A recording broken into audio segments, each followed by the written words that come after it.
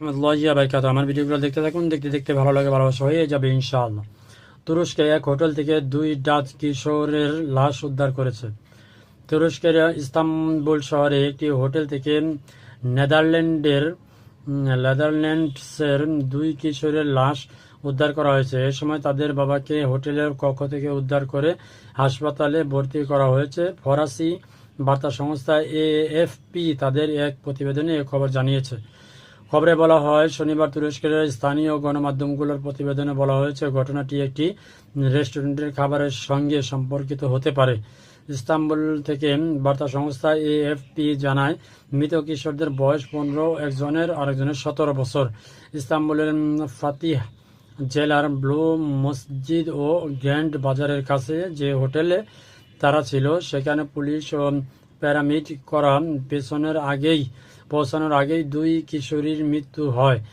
ঘটনার আংশিকতায় তাদের অসুস্থ বাবাকে অ্যাম্বুলেন্সে করে পরে হাসপাতালে নিয়ে যাওয়া হয়। স্থানীয় গণমাধ্যমের প্রতিবেদনে বলা হয়েছে, বাবা ছেলে 3 জন তুরস্কে ছুটি কাটাতে যান। তকসিম জেলায় পর্যটন কেন্দ্রে তারা রাতের খাবার খেতে গিয়েছিলেন বলে ধারণা করা হচ্ছে। মৃত কিশোরদের 57 বছর বয়সী বাবা পুলিশকে জানান, ছেলেদের সঙ্গে তাকসিম এলাকায় বেড়াতে গেছেন, তবে কিছু খাননি। তারপর হোটেলে ফেরার পর সন্ধ্যার দিকে ছেলেদের ডেকেও সাড়া পাননি তিনি।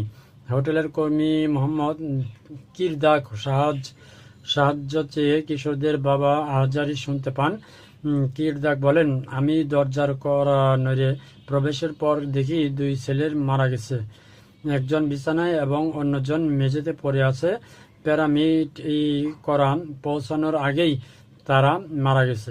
ছেলেদের মৃত্যুর ঘটনায় বাবা হতবাক হয়ে গেছে। ঘটনা তদন্তে নেমেছে ইস্তাম্বুলের পুলিশ সদস্যরা। কি বলবো, আসলে বলার মতো কিছু নাই। আল্লাহ তাআলা সবাইকে হেফাজত করুক, আমিন।